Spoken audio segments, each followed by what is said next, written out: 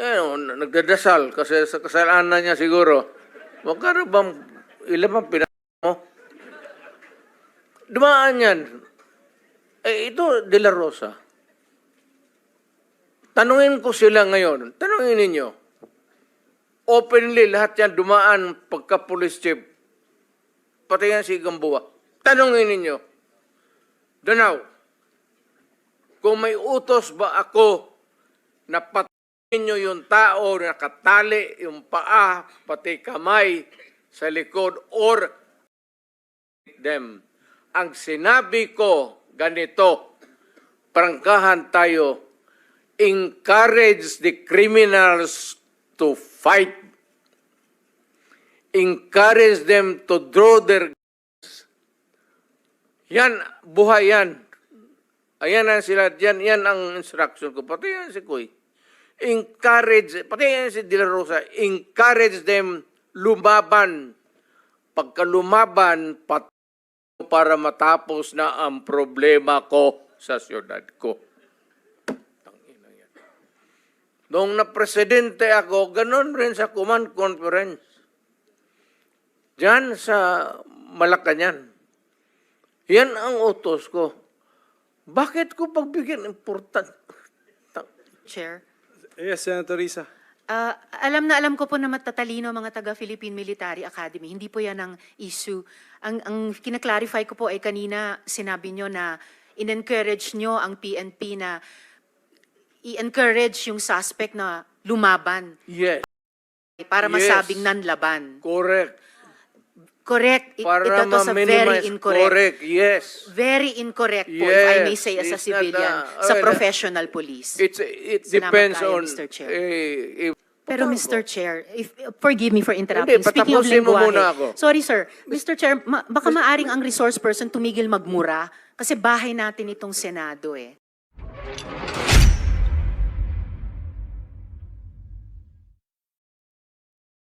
Sabihin mo, huminto kapag hindi, tutod kita.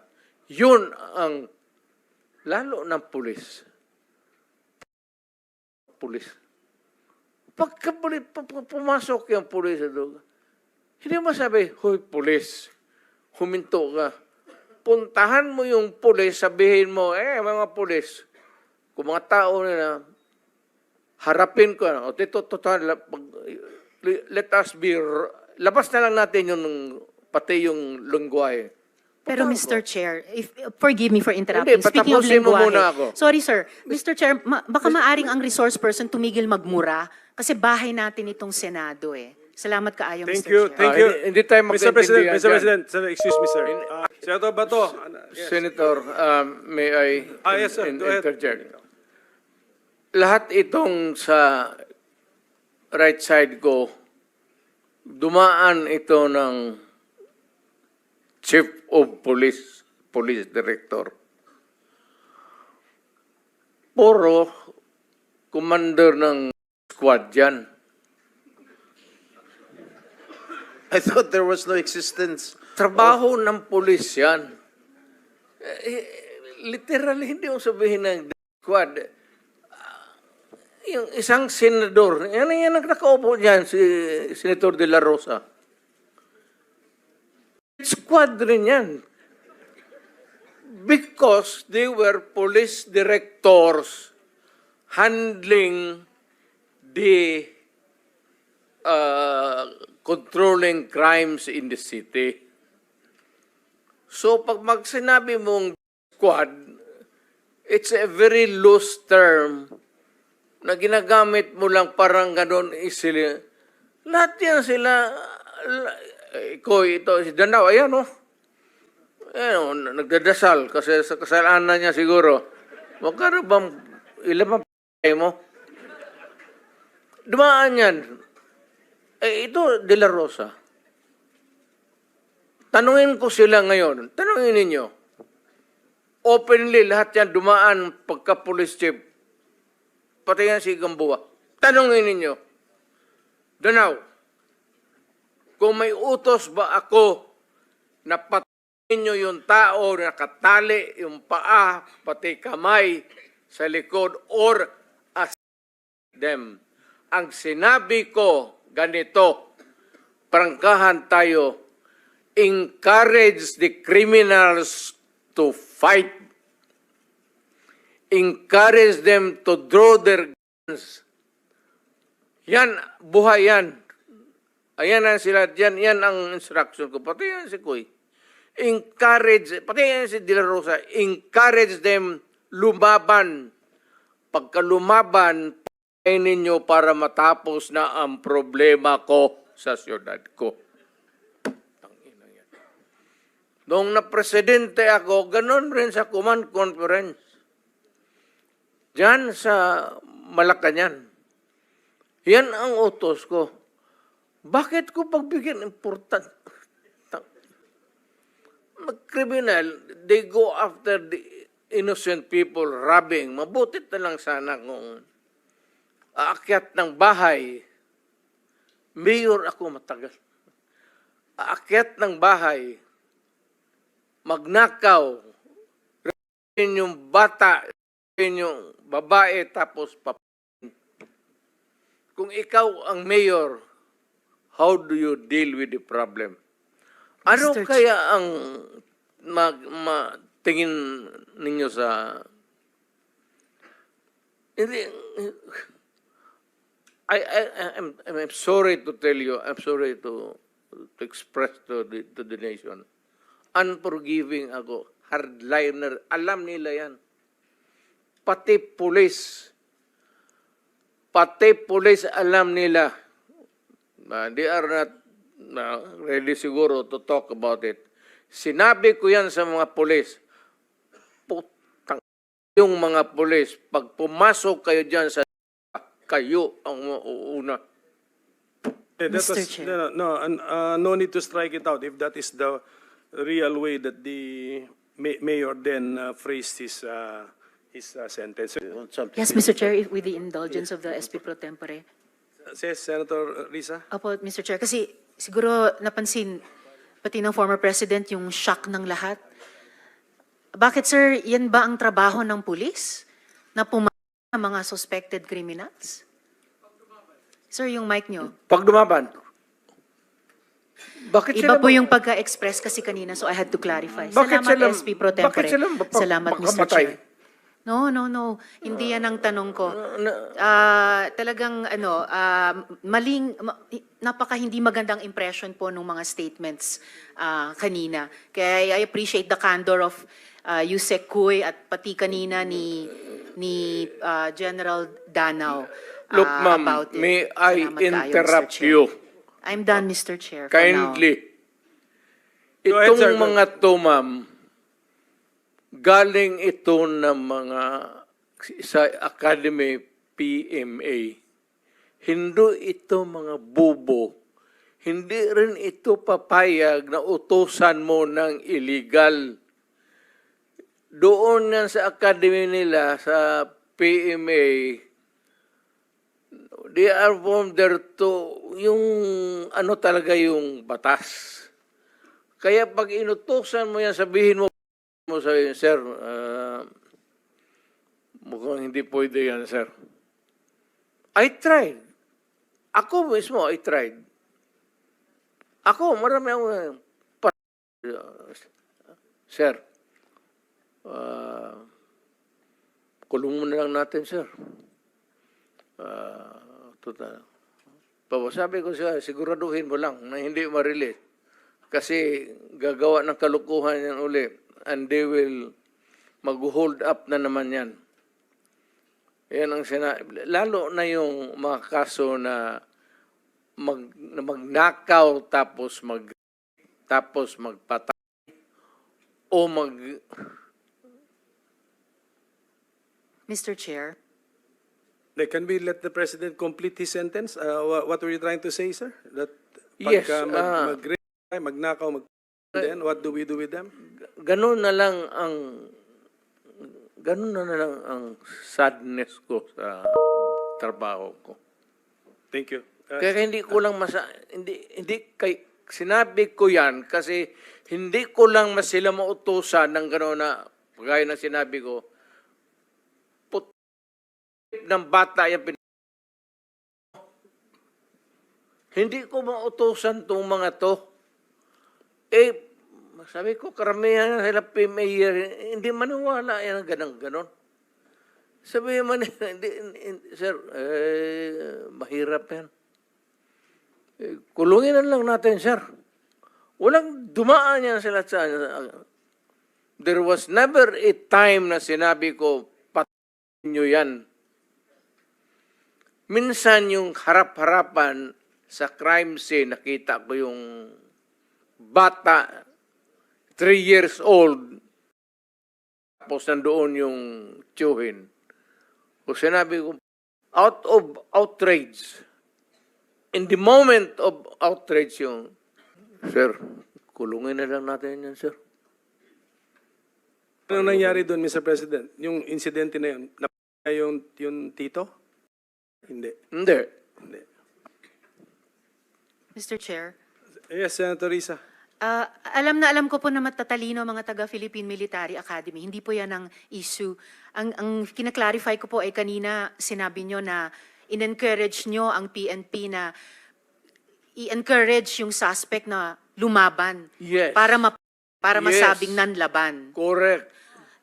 Correct. Para Ito to sa very ma-minimize. incorrect. Correct, yes. Very incorrect po, if I may Yes, say as a it's not civilian, a- sa okay, professional police. It Salamat depends kayo, on, Mr. Chair. ano na natin yan, ma'am. That's your view, that. It's not my Hindi view ka only, Mr. Chair. dumaan Thank you for hindi putting ka it on dumaan the record. Pagka-mayor, pagka-prosecutor. Ako, alam ko, dumaan ako prosecutor, mayor, presidente, alam ko ang trabaho ko. Yes, Yan salamat ang totoo kayo, Mr. dyan. Chair. Hindi ka nagdala ng syudad eh. You never Totoo had po, a Mr. chance Chair. to solve the problem of a community. Thank you, Mr. President. Thank you for Senator putting it on Hindi record, tayo Mr. Chair. magkaintindihan dyan. Senator Estrada has the floor. Thank you, Mr. Chair. At Alam kung niyo, pabalikin ako, sir, gagawain ko uli yan. Dublado. Your Honor, silence, please. Osaa, silence the gallery, and those who will do that again, exclude them from the hearing hall. Gallery, please do not encourage me. Huwag nating kalimutan, may bombshell na inamin ang dating presidente kanina. Sinimulan niyang i-implicate, ilaglag yung mga ilan sa mga dating PNP officials natin na involved daw sa Davao Squad noon. Pero sila mismo, sinabi nila na may squad sila. Siya. Bagamat hindi daw pulis, may squad siya. Yun yung iniimbestigahan nga natin dito, Mr. Chair. Yung war on drugs, yung extrajudicial case na nangyari nung war on drugs, sinimulang modelo sa Davao noon, tapos iniimbestiga natin kung yun ang ginamit na template o modelo para i-scale up nationwide. So, bombshell yung sinabi po ng dating presidente na meron na silang squad. Ano man ang pangalan yan, police o non-police ba yan? Kasi it looks like what we are investigating now, yung ginamit na instrumento para sa war on drugs na nagbunga ng napakaraming extra. You For are the record, Mr. correct, ma'am. React, sir. Chair. Tama Thank you, ka talaga. Mr. Chair. Tama ka talaga. So, ganito na lang. Huwag na lang yung pulis. Kawawa yan, wala yung sa Davao experience, Davao, ako. Imbestigahan ninyo ako. Set a date for an investigation para sa akin. Ako ang imbestigahan ninyo. At kunin ninyo yung record sa Davao yung at sabihin ko sa inyo kung wala akong taguin. Alam mo, nag-warning ako, huwag kayong gumawa dito. Kasi gusto ko ang Davao was a very kawawa noon. Alam ninyo, sir, alam panahon ng hindi pa ako mayor, kita mo ang Davao. Left and right ang hold up, walang makalabas sa bahay. Pati mga pulis takot. Kasi nandyan yung mga sila. Kaya sinabi ko, nag-agyat ako sa bukid, nung na-mayor ako, sabi ko, ayaw ko ng away sa inyo. Pero yung mga pamilya ninyo, nandyan sa syudad natin, yung mga top honso ng Communist Party, bilangin ninyo sa ilan ang taga Davao. Saan ang pamilya nila? Sa Davao. Kaya umakyat ako sa bukid. Sinabi ko, stop it. Huwag ninyong ang mga pulis ko kasi yung pamilya ninyo. Yayariin ko yan. Mr. Chair, if I may, dahil matagal na po yung kung maaring mag-follow-up question ako sa dating presidente Go ahead, ng Mr. Chair. Squad. Mr. Chair? Salamat Go ahead, kaayo, Senator Mr. Risa. Chair. Kanina, sinabi nyo there were 7 people dun sa inyong self-described squad. Ano po yung mga pangalan nila at paki-describe yung structure ng organization na sinet up nyo, yung squad na iyon? Yung squad ko, ang squad ko, ma'am, is, of course, it is organized.